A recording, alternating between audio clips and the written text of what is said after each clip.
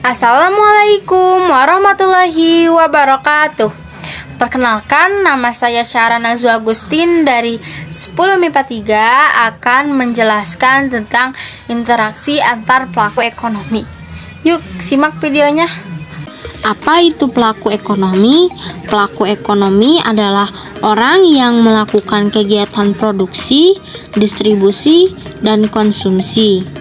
Adapun juga yang melakukan kegiatan produksi disebut produsen, yang melakukan kegiatan distribusi yaitu distributor, dan yang melakukan kegiatan konsumsi disebut konsumen. Nah, di sini ada 4 pelaku ekonomi.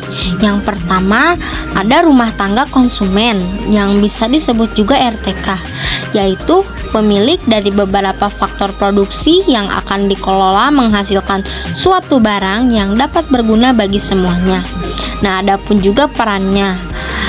Perannya yaitu mereka yang melakukan kegiatan konsumsi, memiliki faktor-faktor produksi, mereka juga yang membayar pajak, dan mereka yang menerima balas jasa dari RTP atau rumah tangga produsen. Yang kedua, ada rumah tangga produsen, bisa disebut juga RTP. Adalah sebuah perusahaan yang dibuat oleh perorangan maupun oleh pemerintah dengan tujuan menghasilkan berbagai jenis barang yang dapat bermanfaat bagi kehidupan masyarakat sekitarnya. Yang ketiga, rumah tangga pemerintah atau RTG. Pemerintah adalah badan yang didirikan untuk mengatur jalannya perekonomian dalam negara. Adapun perannya yaitu membuat kebijakan, melayani publik dan konsumsi. Yang terakhir atau yang keempat adalah rumah tangga masyarakat luar negeri, bisa disebut juga RTMLN. Adalah suatu perekonomian dalam perdagangan internasional. Adapun juga perannya yaitu melakukan kegiatan ekspor dan impor dan melakukan investasi. Kemudian, interaksi antar pelaku ekonomi. Interaksi antar pelaku ekonomi dapat digambarkan menjadi diagram arus kegiatan ekonomi. Nah, di sini ada 2 model diagram interaksi pelaku ekonomi. Yang pertama, model diagram 2 sektor. Model diagram 2 sektor hanya memiliki 2 pelaku ekonomi, yaitu RTK dengan RTP, atau rumah tangga konsumen dengan rumah tangga produsen. Yang kedua, model diagram 3 sektor, di mana ada satu tambahan pelaku ekonomi, yaitu pemerintah. Kemudian kita akan membahas diagram arus ekonomi 4 sektor, di mana ada pelaku ekonomi rumah tangga konsumen, rumah tangga produsen, rumah tangga negara atau pemerintah, dan rumah tangga masyarakat luar negeri. Perlu kita ketahui bahwa 2 sektor dan 3 sektor ekonomi tadi tidak ada kegiatan ekspor dan impor. Oleh karena itu disebut ekonomi tertutup. Dan perekonomian 4 sektor yang akan kita bahas ini adalah perekonomian terbuka, karena ada kegiatan ekspor dan impor dari negara lain.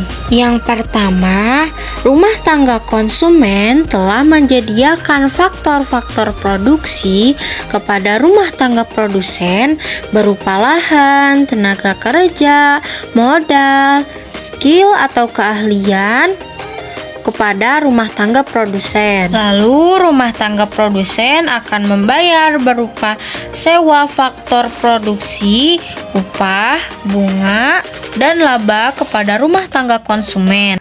Faktor-faktor produksi akan diolah oleh rumah tangga produsen menjadi barang dan jasa.